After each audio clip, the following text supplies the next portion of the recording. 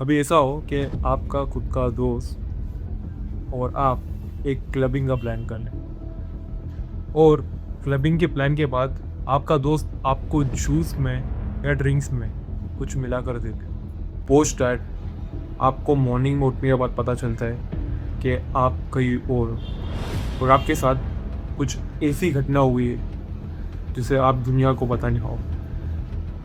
सो आज का ये जो डॉक्यूमेंट्री केस है कुछ ऐसे ही इंसिडेंट के बारे में है जिसे सुनने के बाद सबसे पहले हम ये कहते थे कि लड़कियों को खबरदार रहना चाहिए, लड़कियों को थोड़ा अलर्ट होना चाहिए।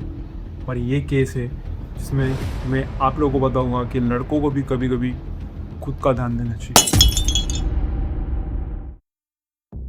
जनवरी 2015 मैनचेस्टर यूनाइटेड यूके में एक लड़का रेनाल्ड नाम का रहने वाला था। यह लड़का इसे क्लबिंग का और पार्टी करने का बहुत शौक था और एक दिन अचानक से इसका मन करता है कि आज मैं कुछ अलग करूँगा। तो ये क्लबिंग करने के लिए रात में निकल जाता है। तो जब भी क्लबिंग करता है तो उसकी मुलाकात एक लड़के से होती है। उसकी उम्र सिर्फ 22 साल की होती है। जैसे कि हैज़ यू नो कि जो लोग क्लबिंग करने आते हैं तो कोई फ्रेंडशिप बनाने के लिए आता है या कोई किसी और चीज़ के लिए आता है, बट इस केस में कुछ अलग था और ये एक ऐसा केस है जिसे आप सुनकर थोड़े हैरान हो जाओगे। And it is one of the most unique and different case which we are going to listen to. तो रे हार्ट उसे पूछता है कि मैं तुम्हें अपने तरफ से ड्रिंक पिलाना चाहता हूँ। तो इट्स अ कैजुअल के क्लबिंग एंड ऑल में ड्रिंक्स वगैरह चलता ही है। तो 22 साल का लड़का उसे हाँ कहता है और रे हार्ट उसके ड्रिंक्स में एक कैप्सूल मिलाकर उसको देता है। वो लड़का उसे पीते ही कुछ समय बाद उधर ही अनकॉन्शियस हो जाता है। रे हार्ट उसको पकड़ के अपने नज़दीकी होटल रूम में लेके चले जाते हैं। तो अगले दिन सुबह जब उस लड़के की आँख खुलती है वो देखता है कि आजू बाजू में सारे सामान, उसके सारे कपड़े यहाँ बिखरे पड़े हुए और उसके पूरे बॉडी पर खाली उसका शर्ट और उसका हाफ पैंट था। इसे देखकर वो लड़का बहुत ज़्यादा घबरा जाता है। वो जब चेक करता है उसके बॉडी पे कई सारे निशान होते हैं। उसे ये चीज़ समझ नहीं आता है कि वो कहाँ है और इस जगह पे आया किस तरीके से। तो रेहार्ड उसके बाजू में ही वॉशरूम से बाहर निकलता हुआ उसे कहता है तुम टेंशन मत लो, कल तुमने इतनी ज़्यादा ड्रिंक कर ली थी जिसके कारण तुम अनकॉन्शियस हो गए थे और अनकॉन्शियस होने की वजह से तुम गिर गए थे जिसके कारण तुम्हें कुछ चोटें आ गई थी। ये सुनकर वो लड़का उसे देखता हुआ स्माइल करता हुआ उसे कह देता है बहुत बहुत शुक्रिया, तुमने मेरी मदद की, और वहाँ से निकल जाता है। ओके, सो ये इंसिडेंट होने के बाद रेनहार्ट ने इस लड़के के बाद लगातार 200 लड़कों के साथ कुछ ऐसा किया जिससे उसका नाम इतना फेमस हो गया कि वो कुछ सालों बाद अखबारों में भी छप चुका। और एक ऐसा केस जिसे सुनकर आप लोग एक तरीके से हैरान हो जाओगे और एक तरीके से कंफ्यूज हो जाओगे कि ये चीज़ भी इस दुनिया में होती है। सिन्हा का जन्म इंडोनेशिया के एक ऐसी फैमिली में होता है जो कि बहुत ही ज़्यादा रिच फैमिली होती है। तो रेनाल्ड के जो पिताजी थे उनकी पाम ऑयल्स की बहुत बड़ी फैक्ट्री थी। उसकी मॉम एक अच्छे लेवल पर काम करती थी जिसके कारण ये लोग बहुत ज़्यादा रिच थे। इनके पास कोई पैसों की कमी थी ही नहीं। इसी के कारण रेनाल्ड का जो बचपना था एक रईस फैमिली से गुजरा था जहाँ पर उसको रिस्पॉन्सिबिलिटी क्या थी उस चीज़ के बारे में कभी पता ही नहीं था। वो सिर्फ इंजॉयमेंट, फन और चीज़ों को किस तरीके से मैनिपुलेट करके लोगों को कूलिंग करने के बाद रेनाल्ड अपने पिताजी से कहता है कि मैं अब बाकी की स्टडीज़ यूनाइटेड किंगडम में जाके करूँगा। तो उसके पिताजी से कहते हैं श्योर, तुम जाना चाहते हो तो डेफिनेटली तुम कर सकते हो। और कुछ ही दिनों बाद वो अपने घर को छोड़कर, इंडोनेशिया को छोड़कर मैनचेस्टर चला जाता है जहाँ पर वो अपनी बाकी की स्टडीज़ को कंप्लीट करता है। यूनाइटेड किंगडम में जिस कॉलेज में वो पढ़ता था उस कॉलेज में वो बहुत ही ज़्यादा स्कॉलर था, हमेशा पढ़ाई में फंस रहा था। पर कुछ दिनों बाद जब अपने कॉलेज को चेंज करता है कुछ XYZ रीज़न की वजह से, एंड वहाँ पर उसकी दोस्ती कुछ बड़े लोगों से होती है और उन लड़कों से इसे ऐसी आदत लग जाती है जिसके कारण ये खुद कई 200 लड़कों की ज़िंदगी बर्बाद कर देता है। यहाँ पर हमें एक सीख ये मिलती है कि हमारा बैकग्राउंड और हमारी दोस्ती, कि हम किन लोगों के साथ दोस्ती करते हैं, बहुत ही ज़्यादा मैटर करती है। तो ये जो था point, it give the lesson to learn सम।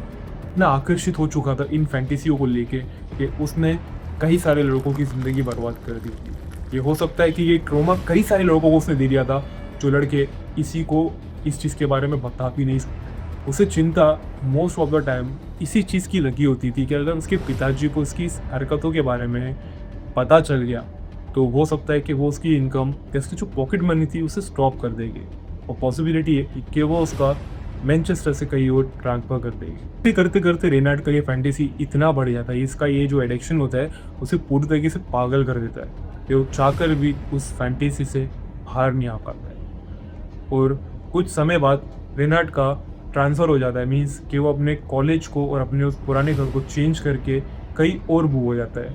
और अब जहाँ पर वो मूव होता है वहाँ पे उसके घर के नियर बाय बहुत सारे क्लब्स होते हैं। तो जैसे कि मैंने कहा कि उसके घर के आजू बाजू में बहुत सारे क्लब्स होते हैं, तो जिधर वो क्लब्स होते हैं वो हमेशा रात में क्लबिंग करते वक्त फिर किसी ना किसी को पकड़ता है और किसी ना किसी को अपने आकर्षित करके उसके ड्रिंक्स में कोई ऐसी दवाइयाँ मिला डालता है जिसके कारण सामने वाला इंसान अनकॉन्शियस हो जाए। और जैसे ही वो अनकॉन्शियस हो जाता है वो हमेशा अपनी बोतल में लेके जाके 2 या 3 घंटा या पूरी रात इस तरीके से हरकत करता है कि उस लड़के को सामने वाले को पता ही नहीं चलता है कि उसके साथ ये हो क्या रहा है। क्योंकि कुछ ही समय बाद उसे एक ऐसा लड़का मिलता है, जैसे कि आप स्क्रीन पे देख सकते हो, इसी लड़के के साथ भी सेम हरकत होती है।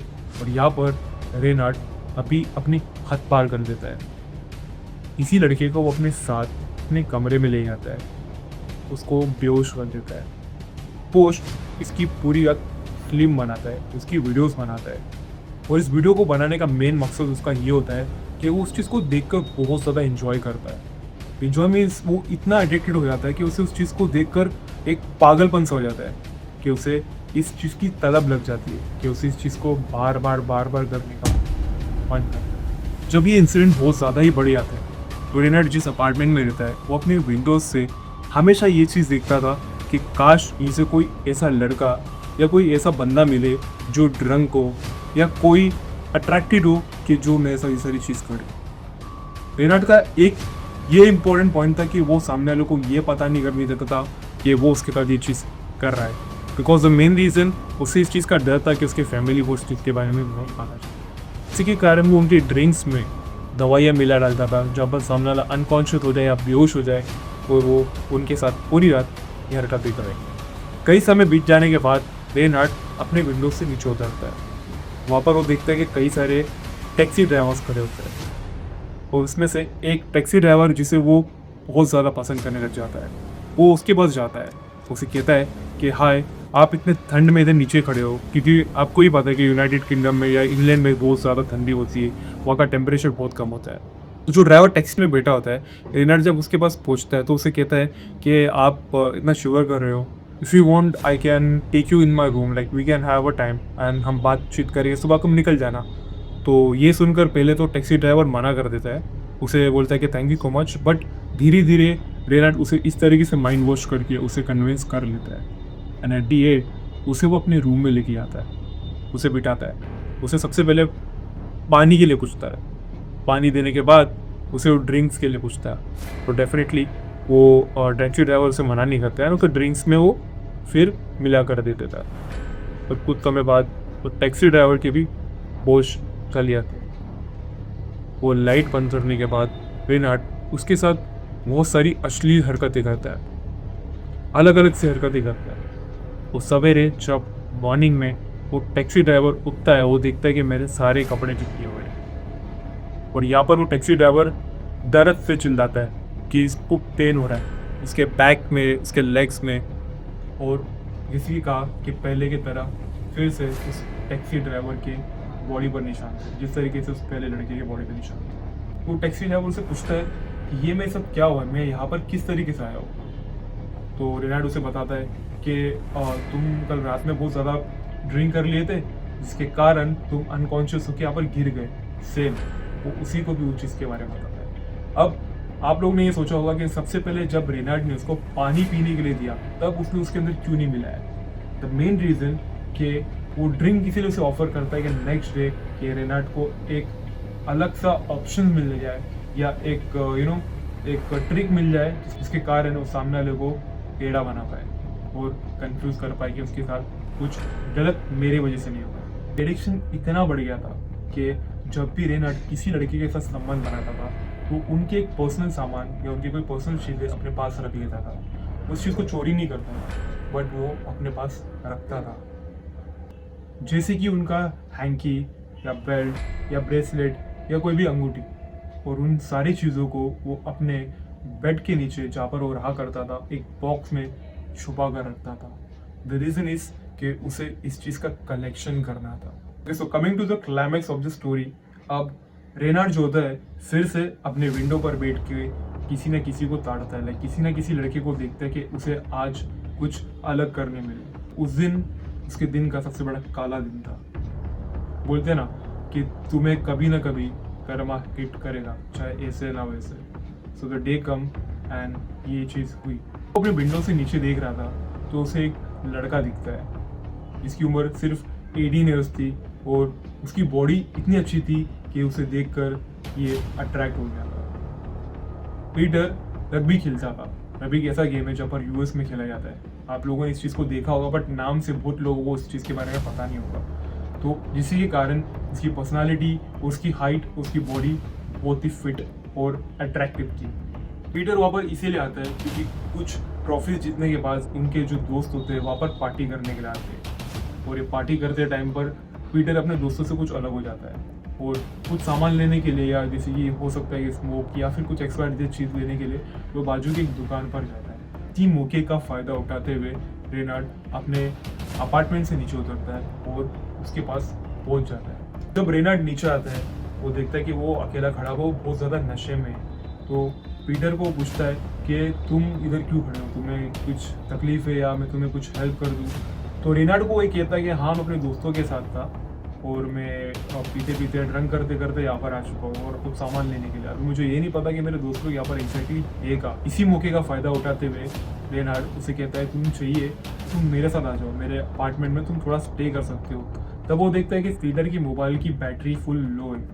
अब सोने पे सुहागा हो जाता है, जहाँ पर रेनार्ड बोलता है एक काम करो, इसी मोबाइल को तुम चाहिए तो मेरे साथ मेरे घर पर आके चार्ज कर लो, जैसे तुम्हारी मोबाइल की बैटरी फुल हो जाएगी you can go and you can leave from here.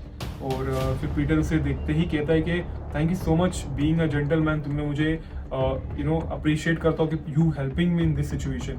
इस चीज़ को कहते हुए पीटर उसके साथ उसके अपार्टमेंट में चले जाता है। फिर जब पीटर वॉशरूम से बाहर आके उसके बेड पर बैठता है, उससे बात करने की कोशिश करता है, उससे पूछता है कि तुम क्या करते हो, तब ये उसे अपने ड्रिंक में या पानी में इस बार उसे वो कैप्सूल मिलाकर देता है। और जब बात करते करते धीरे धीरे पीटर का होश गायब हो जाता है और पीटर जब खड़ा होने की कोशिश करता है और वो अनकॉन्शियस होके धीरे धीरे उस जमीन पर गिर जाता है। इसी मौके को देखते हुए अब रेनहार्ड अपने काली करतूतों को शुरू करता है। फिर वो शूट करने के लिए अपने मोबाइल को सामने रख देता है एंड फिर धीरे धीरे करके पीटर के सारे कपड़ों को उतार देता है और उसके पीछे जाके उसके साथ गंदी और अश्लील चीज़ें करना शुरू कर देता है। अब जैसे कि मैंने आपको बताया कि पीटर रबी गेम खेलता था। रबी गेम खेलने के कारण वो बहुत ही ज़्यादा एक्टिव और बहुत ही ज़्यादा बिल्डर टाइप था। रेनार्ड उसके साथ ये सब अश्लील चीज़ें कर रहा था। अचानक से धीरे धीरे पीटर का होश आने लगता है। ये देखते ही रेनार्ड हैरान हो जाता है। सबसे पहले तो वो डर जाता है कि हुआ कैसे, क्योंकि इतने सालों से वो ये चीज़ करते आ रहा है, कभी ये चीज़ हुई नहीं। इस चीज़ को देखते हैं वो बहुत ही ज़्यादा घबरा जाता है। तो पीटर एक स्पोर्ट्स प्लेयर था, तो जिसके कारण वो बहुत ज़्यादा एक्टिव और स्ट्रॉन्ग था, और रेनार्ड बॉडी से बहुत ही ज़्यादा वीक और स्किनी टाइप था।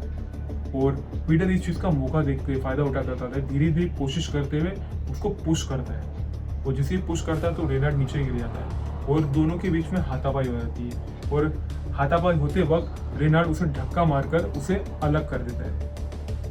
जैसे ही अलग करने की कोशिश करता है तो पीटर अपने एनर्जी को, अपने बॉडी को मूव करके उसको पंच मार के नीचे गिराता था, जिसके कारण रेनार्ड बेहोश हो जाता है। इसी मौके को देखते हुए पीटर वहाँ से उसके दरवाज़ों को बंद करके लॉक करके भाग जाता है। और जब वो नीचे आता है तब वो देखता है कि उसकी पूरी बॉडी पर खून ही खून था, उसके बैक पर और उसके बैक और नीचे वाले साइड पर पूरा ब्लड का। इसे देखकर वो बहुत ही ज़्यादा घबरा जाता है और बहुत हैरान हो जाता है कि उसके साथ ये क्या चीज़ हुई। आजू बाजू के जो पड़ोसी लोग थे उनको इस चीज़ के बारे में कुछ खबर पता चल जाती है, कुछ ना कुछ यहाँ पर हो रहा है। सब बाहर आकर देखते हैं, जब नीचे आकर देखते हैं तो एक लड़का बेहोशी में बिना कपड़े के पूरी तरीके से गिरा पड़ा है और उसके पूरे बॉडी पर, उसके बैक पर और उसके उस पार्ट पर खून ही खून था।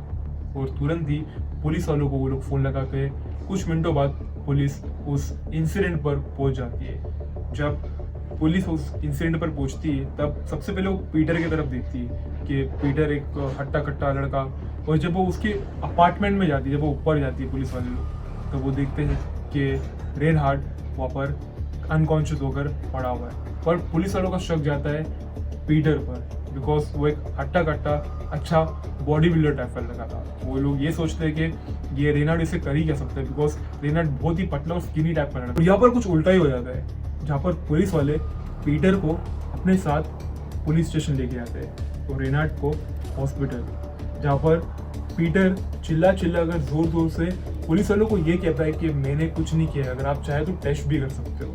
पर पुलिस वालों को पूरी तरीके से शक था कि इसी ने कुछ किया, पीटर ने ही उसके साथ कुछ बुरा बर्ताव किया है।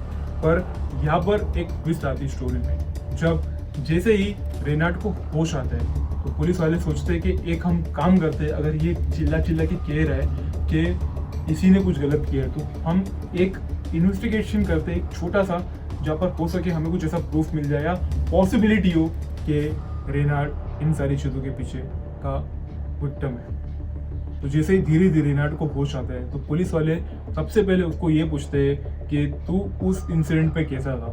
तो रेनाल्ड सबसे पहले उन चीज़ों को घुमाने की कोशिश करता है। तो पुलिस अपने सेकंड टेक्निक को अपनाती है और रेनाल्ड को ये कहती है कि मुझे तेरा मोबाइल दे, मुझे तुम्हारा मोबाइल चेक करना है।